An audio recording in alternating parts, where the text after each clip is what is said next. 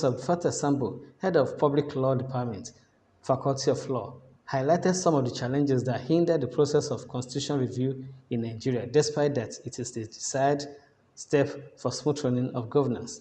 Also, a counterpart, Mr. Taufik Karidi Olateju, in his submission, stated that the various deficiencies in Nigerian law is deliberately occasioned by the lawmakers for their selfish reasons, which is why power must return to the people who deserve the right to make laws to govern themselves.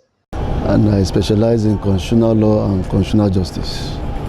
Yes, the loopholes can be blocked, but it's a very difficult task because the problem we have actually has to do with not the constitution itself, not only the constitution itself, but the process of altering the constitution.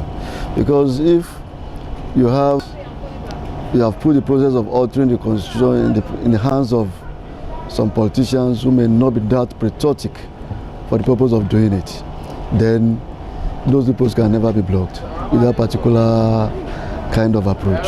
Okay. Well, I've always said that review of constitution is not enough.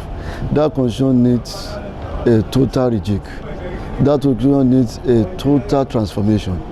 And for us to have a total transformation, you need a constitution that will properly emanate from the people of Nigeria. And for it to be properly, to have properly emanated from Nigeria, from the people of Nigeria, that constitution has to go through some high level of popularization, so that the people themselves will participate in the process of constitutional making, not necessarily the members of the National Assembly or the members of the House of Assembly. Because the existing institutions, like the National Assembly and the State House of Assembly, can never alter the constitution to their disadvantage. They can that will affect their interest, and to that extent the loopholes will continue to be in the constitution. And that is why you see that they will never agree to the suggestion that the people themselves should be given the power to make the constitution.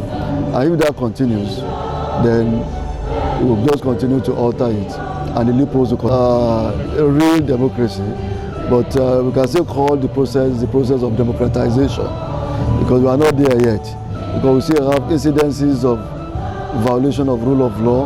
We have incidences of unnecessary fusion of power where we ought to have separation of powers. We have incidences of corruption all over the place, and people in the grassroots are not at the moment getting the full benefits or dividends of democracy. So to that extent we can't say we are there yet, but I hope we will get there, because as we are doing now, we have about how many years of democracy now?